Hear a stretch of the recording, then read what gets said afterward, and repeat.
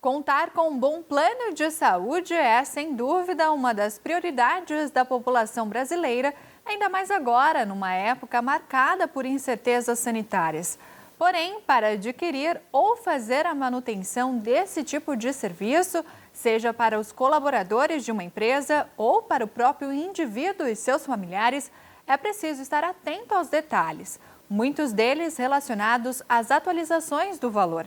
Quem fala sobre o que é permitido e o que é proibido na hora do reajuste do convênio médico é a doutora Diana Serpe, convidada de hoje do nosso quadro Direitos e Deveres. Doutora Diana, bem-vindo ao quadro Direitos e Deveres. Hoje a gente vai falar sobre o reajuste dos planos de saúde. A primeira pergunta não poderia ser diferente. Em 2020, num ano marcado pela pandemia do novo coronavírus, como ficou a questão da suspensão do reajuste desses contratos de plano de saúde? Em 2020, nós tivemos a suspensão dos reajustes de faixa etária e dos reajustes previstos pela ANS em relação aos planos de saúde por causa da pandemia. Esses reajustes estão sendo cobrados agora, eles começaram a ser cobrados a partir de janeiro de 2021, e eles vão ser cobrados em 12 parcelas iguais, que no boleto uma das exigências da ANS é que no boleto venha explicado que é uma parcela de 12 do valor de tanto, né?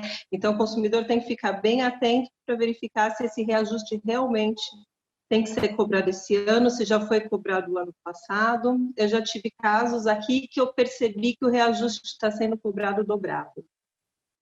É exatamente isso que a gente vai conversar, o que pode ser feito e o que não pode ser feito na hora de reajustar o plano individual. O plano individual, a gente tem os planos que foram adaptados à lei em 98, a lei dos planos de saúde, e tem os planos anteriores à lei de 98 que não foram adaptados à lei. Então, o consumidor tem que ficar atento se ele faz parte do grupo que se adaptou à lei ou o grupo que não se adaptou à lei. Nos planos individuais que não foram adaptados pela lei 98, né, que passou a vigorar em janeiro de 99, os consumidores, a gente percebe que existe um abuso no que diz respeito aos aumentos e reajustes em relação aos consumidores com mais de 60 anos. Porque a lei determina, o Estatuto do Idoso determina que após os 59 anos, o idoso não pode sofrer reajuste do plano de saúde. Só que os planos antigos, no contrato, previam o aumento após os 59 anos, né? E pior, os aumentos são determinados a cada aniversário. Então, quando ele faz 61, 62, 63, e assim sucessivamente, existe um reajuste. Mas o contrato não traz, na grande maioria das vezes, qual o percentual de reajuste que o consumidor vai sofrer. Então, o percentual é variado, às vezes é um casal de idosos, o marido recebe um reajuste, um percentual, a esposa recebe outro percentual.